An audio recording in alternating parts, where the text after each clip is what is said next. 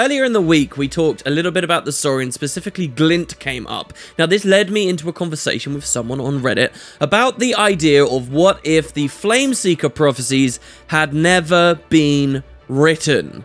And this kind of led us down a pretty interesting thought. So today, just to think about the story, I wanted to talk about that idea. The idea of a universe B, an else world. A world where the flameseeker prophecies never came to pass. So let's lay the groundwork here for a second. When the franchise first began, we had Guild Wars Prophecies. When it's called Prophecies specifically, it's in relation to this idea of the flameseeker prophecies, which were a big factor in those initial stories. But these days, 250 years later, it might be a bit weird to think about the flameseeker prophecies and wonder just how important they really were in the end.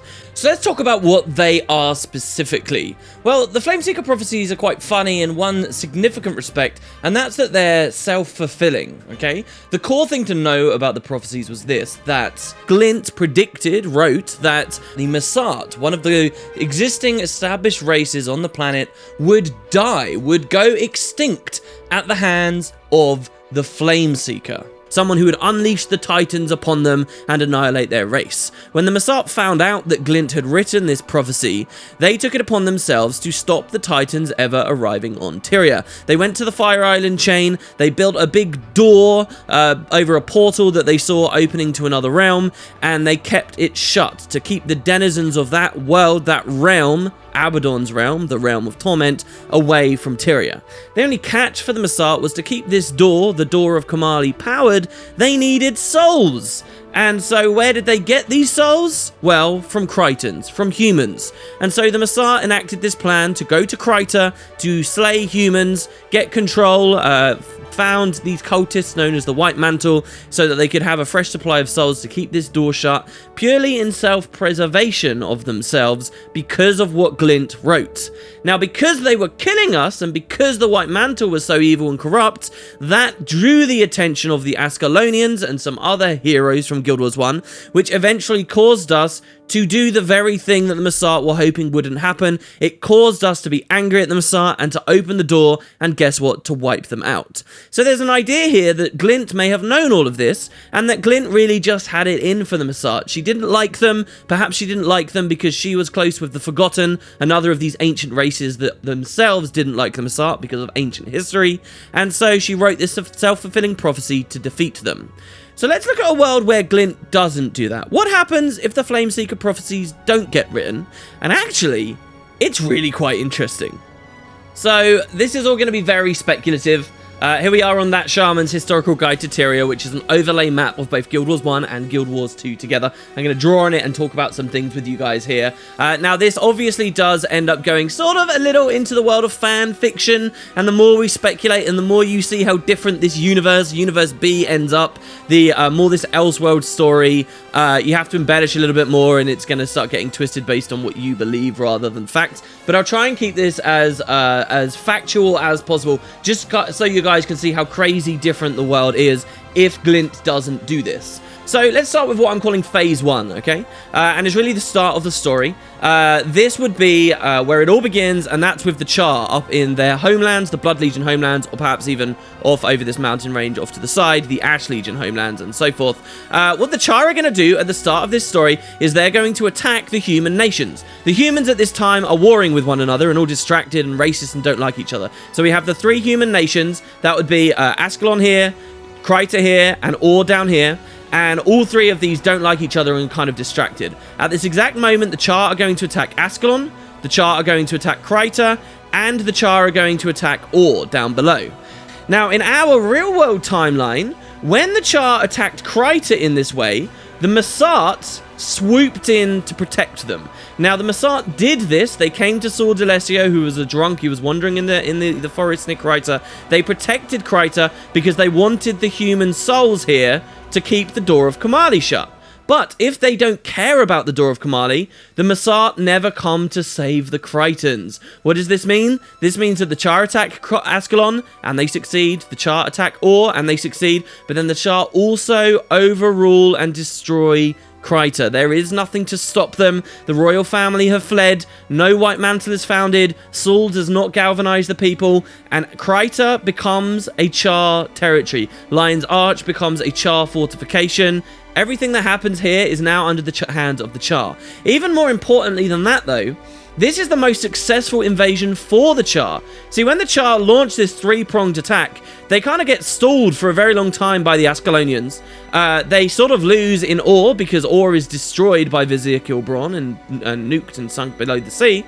But Kryta, they actually fully win. So now Char have these very powerful territories here and up here, and they're in contention and basically winning in Ascalon. So that is pretty major. This already has big effects for Guild Wars 2, by the way, straight away with the Sylvari. What does this mean? This means that the Shining Blade are never founded. The people of Kryta, the Shining Blade was founded in counter to the White Mantle, who don't exist. So the Shining Blade never existed. Saidra, Ivinia, Marcus, these leaders, they don't ever come to pass. Livia never becomes a member of the Shining Blade, never potentially recovers the Scepter of Ur. Ronan is very likely, this is the guy that planted the Pale Tree. He is very likely, with Ventari, he's likely just killed or enslaved by the Char at this point. And at least that one Pale Tree of the Sylvari we know and love in Guild Wars 2, they never come to exist. Malik and his tree and so forth might come to exist, but Ronan is now dead, and we're living already in an incredibly different world. So that's what I have to say at the start about Kryta. Let's look a little bit more at Ascalon as well, though, because I think Ascalon's very, very interesting. So what happens here, the Char attack with the Cauldron of Cataclysm. They do nuke Ascalon. It is destroyed, but then something kind of interesting happens. In our world, in our timeline, you had King Adalbern and his prince, Prince Rurik, and Prince Rurik from this point desperately wanted to seek aid from the Krytans. The Krytans escaped the Char invasion in our universe, and Rurik didn't want to be racist anymore. He didn't care about the Guild Wars anymore. He saw the Krytans as allies, and he wanted their help against the Char. But Adalbern was still entrenched in these old ways, in his hatred of the Krytans, and he wouldn't stand for it. This caused a massive conflict between Prince Rurik and King Adalbern, to the point that Rurik eventually fled from Ascalon across the Shiver Peaks.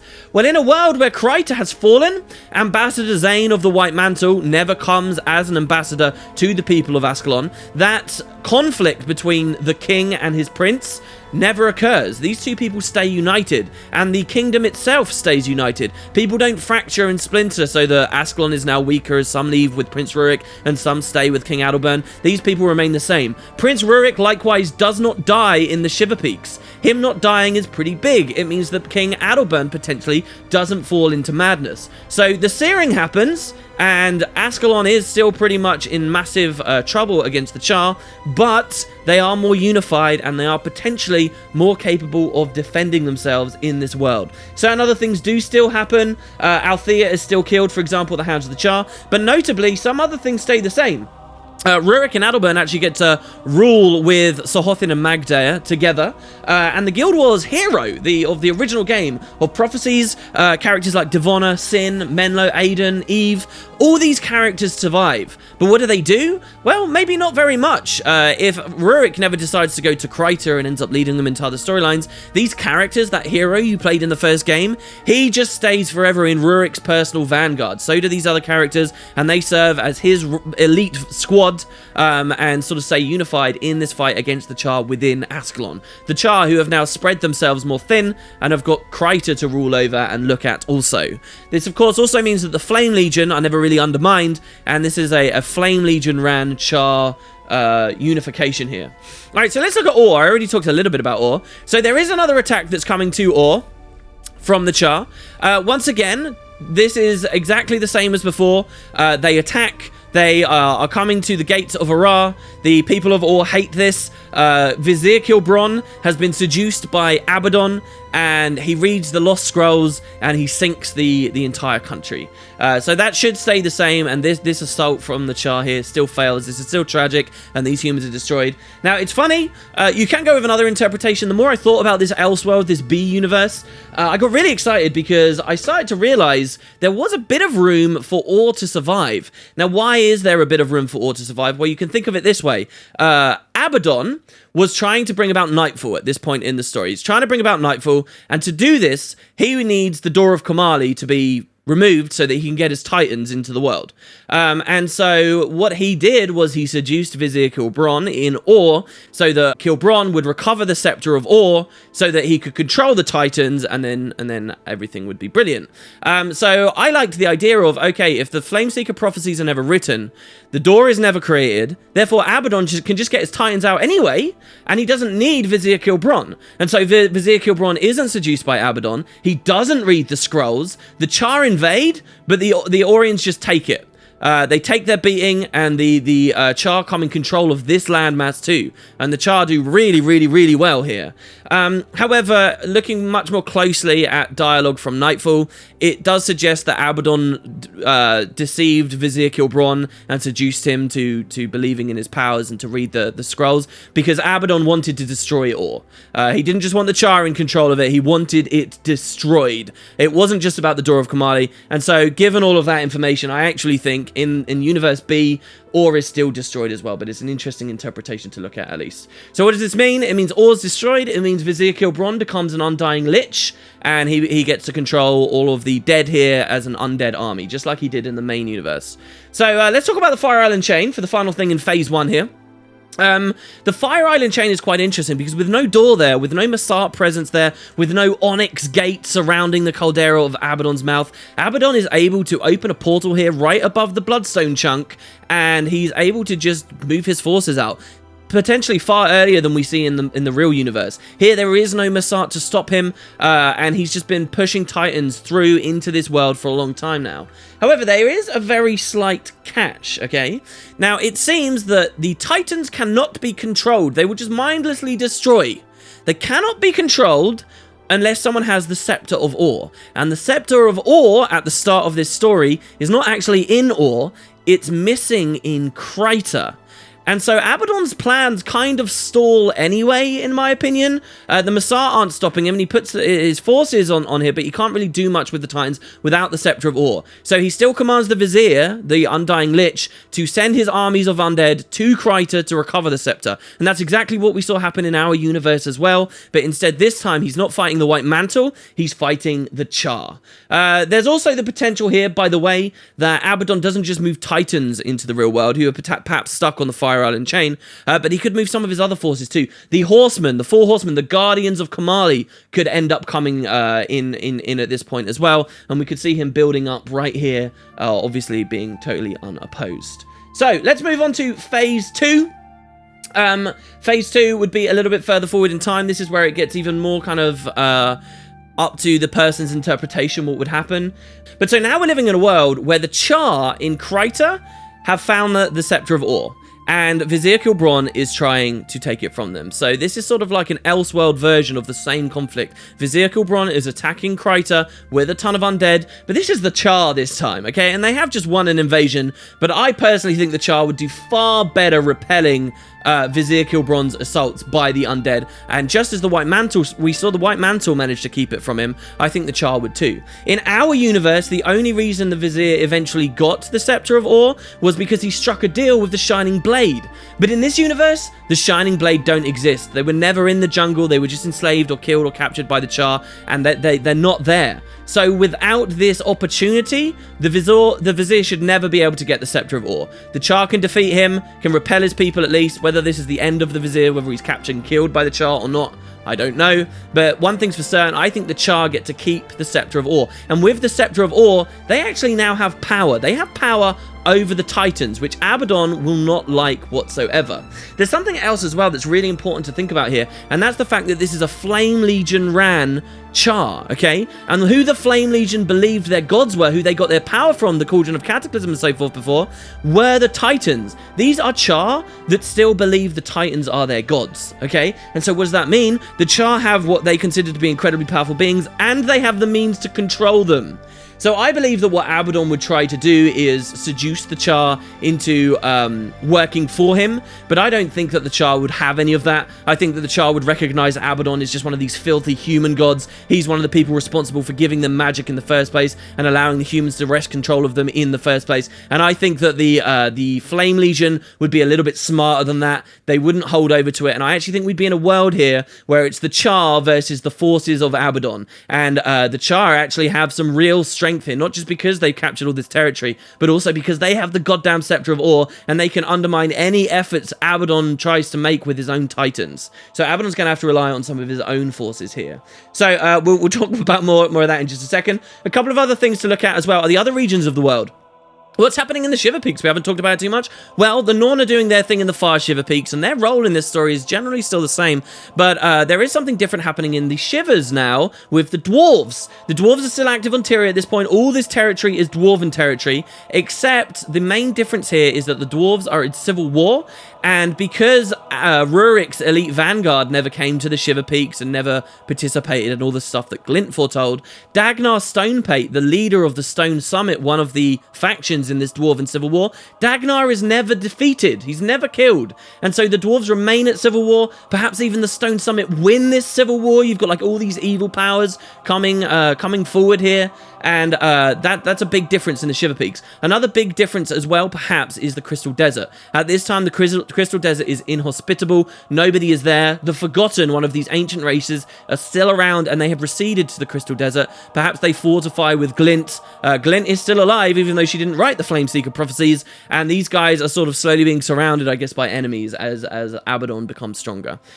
Speaking further, let's get a bit of a broader lens. Continuing on with Phase 2, what happens next? Well, you have the story of factions, so we go to Cantha next, right? Now, Cantha is really interesting because everything changes there. What's happened in Cantha is Abaddon, again, has another plan. It's a part of his grand scheme to bring Nightfall down. Okay, and what he's done is the rogue envoy Shiro Tagachi has unleashed a plague on Cantha. And the people are dying, they're growing sick, they're growing afflicted. The headmaster of Shinji Monastery, Master Togo, sends a message to the people of mainland Tyria asking for help, seeking out his old student brother Menlo, for example, who's a part of Rurik's vanguard. And these people are not able to listen. They're not able to answer the call. The Char own, like, the major ports. Ore doesn't even exist anymore. Ascalon is landlocked and a hell of a long way away from Cantha. And so nobody comes to answer that call. With this given, especially the fact that Menlo never makes it to Cantha, the entire story changes here. I think actually that Togo is killed and his brother Emperor Kisu, they're slain, and Shiro Tagachi actually stopped being an envoy and Shiro comes back to life, which is what he sought. But Shiro is also one of these people that's kind of been seduced by Abaddon. I like to think that Shiro might have his own willpower to resist Abaddon at some point, but Shiro comes back. Shiro starts building his armies. Perhaps you can view these as an extension of Abaddon's armies in the Shirokan and the Plagued and the Afflicted in Cantha, and that place just becomes a nightmare. All the people are wiped out in Kaineng City. The Kurziks and the Luxons are never reunified, though they can probably sort of exist, just sort of hiding from the Shirokan. And then there are other things that happen in Cantha too, like Urgos, this corrupted spirit, remains angry. Kanaxai remains in that region of the world. The effects of the Jade Wind do not start to recede. And Abaddon basically has this established foothold in Cantha.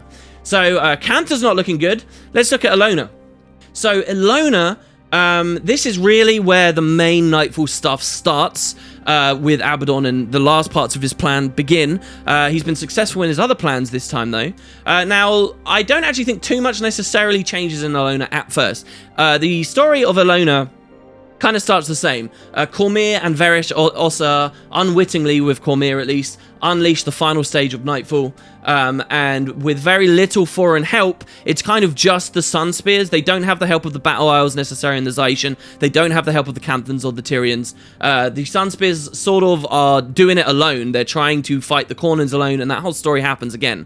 But I think that the Sun Spears still do have strength. I think the Sun Spears do still rally. I think that the Sun Spears do awaken Palawa Joko and pursue Varish Ossa into the Desolation, and I think they might even end up killing Varish Ossa in this timeline, and I think they may even end up destroying General Kayet. But what does happen, though, is Abaddon is still seeing this as a big threat to his master plan. He drags Cormyr into the realm of torment, and Cormyr continues to try and undermine his efforts while she's there. But I think that right towards the end, probably the Sun Spears can't defeat the god. Abaddon's had too many successes in other places. Shiro can mobilize his armies to assault the Sun Spears. Vizier Kilbron, if he's still around, can clash his undead into Elona. There's actually a really badass idea here where you've got the undead lich, Vizier Kilbron, and his undead battling the newly awakened lich, Palawa Joko, and his undead, and they like clash here. But I think eventually the Sun Spears are defeated, yeah, and I think that Elona falls into night, and Abaddon has his foothold there too, though perhaps Palawa Joko might win in his conflict, and you get some really badass things there. As you can see now, we're starting to spiral a little bit out of control, but you can see how different the world is already. Okay, so let's move back up to Tyria. This is where it gets totally crazy. This would be phase 3, okay? So all this stuff has happened. We're looking at currently a big fight. Basically, some Ascalonians holding out. They're able to hold out because the Char are distracted having to fight forces of Abaddon and, you know, undead and so forth in Kryta, as well as the fact that the Ascalonians are a little bit stronger for being more unified at the moment. But you're looking mostly at a Char-run world where they are battling the minions of Abaddon, and basically nightfall is descending upon the world.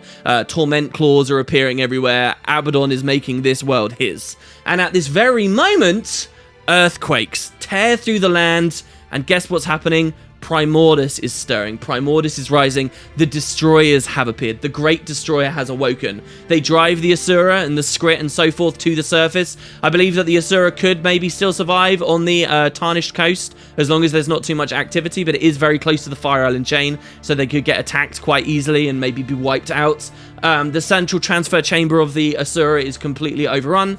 When you look at the dwarves, the right of the Great Dwarf may not be enacted. King Jarlis Ironhammer may never have survived his conflict against Dagnar Stonepate, and so the dwarves can't really compete against Primordus and his minions. And what does this mean? Primordus doesn't just stir, Primordus awakens. Earlier in this timeline, this alternate universe, Primordus is awoke far before he awakes in the real timeline. And now you've got something even more interesting going on.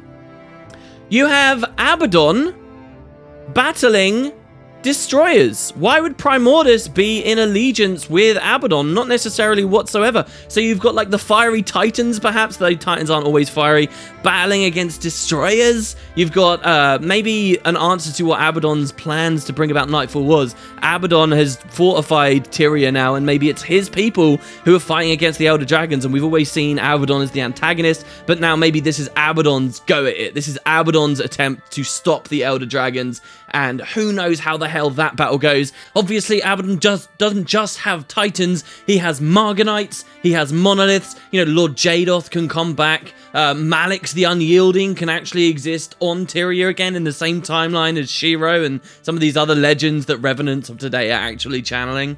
And center stage in the middle of it, all juicy, are the Char holding out on their own, are the Ascalonians holding out on their own. There's even something really interesting you could say could happen in Ascalon, because basically what you've got you've got the Ascalonians still hate the Char and are at war with the Char. Perhaps his son's still alive, King Aldeburn dies at some point, and we now have King Rurik. But if you were Abaddon in this world, I think Abaddon would seek more assistance to get the Scepter of Awe and so forth off of the Char.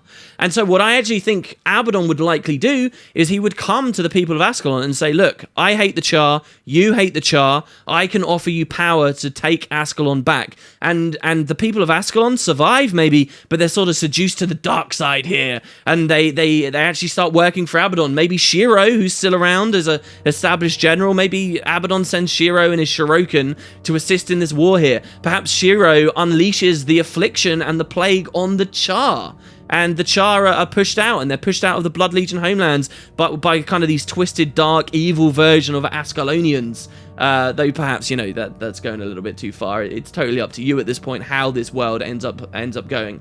But then it's still not over.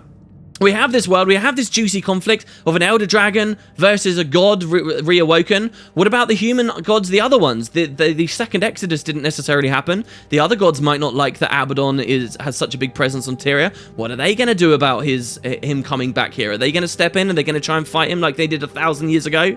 And what of Glint still hiding in the Crystal Desert with her forgotten? Does she end up doing anything? You still have the Norn, nomadic people, not generally unified, not necessarily geographically in relevant locations here, but they may have interacted with some Asura who have come to the surface. The Asura don't establish a foothold as comfortably and easily as they once upon a time did. Certain other things would still happen, like the Kodan would arrive as normal at the same rough time once Jormag's awoken. The Lagos arrive at the same time as well, and they sort of enter the fray of this totally different reality. Lion's Arch is likely still destroyed by a tidal wave when Ore is re-risen at the advent of Zaitan. But the last final interesting thing, I'm going to end this video video on here, because we could go forever. Kind of ties it right back to the start, okay? So we've got all of this stuff happening, and then there's one final piece of the puzzle, and that's this. The Masat never came to interact with Kryta, but that doesn't mean they disappeared. They still exist. The Masat are up here somewhere, and they still have strength. There are a lot of them, and they are powerful, okay? And so they might not be a great match for the Titans, but who's to say that the Char would want them to be against the Masat specifically? It's very, very, very interesting, guys. It's very interesting. And so so that's kind of a little taste, I guess, of the world we would be living in, maybe, if Glint never wrote the Flameseeker Prophecies. Just from a very, very basic, oh, this would be interesting lay perspective of how things might go.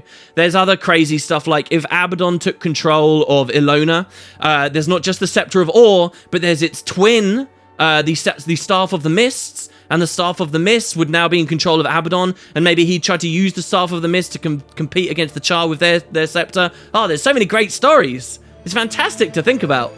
None of it really looks very good for the humans, though, I must say, with the way that I've done this. So anyway, let me know what you guys think. I thought this would just be a bit fun. Let's just chat about story, I guess. How implausible do you think some of this is? Does this get you kind of excited about things that the franchise could do? I would love to hear it. But yeah, there you go, guys. That was today's video. Thanks very much for watching.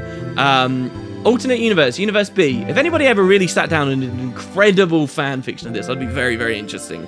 But anyway, cheers, guys. Have a great day. I'll see you next time.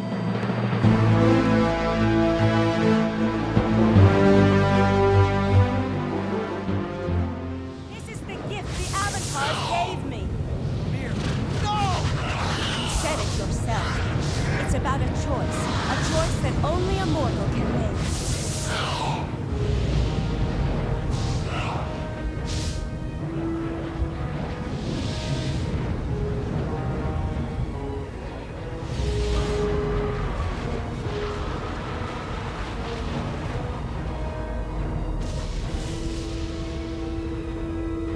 Cormier? No. Yes. Cormier.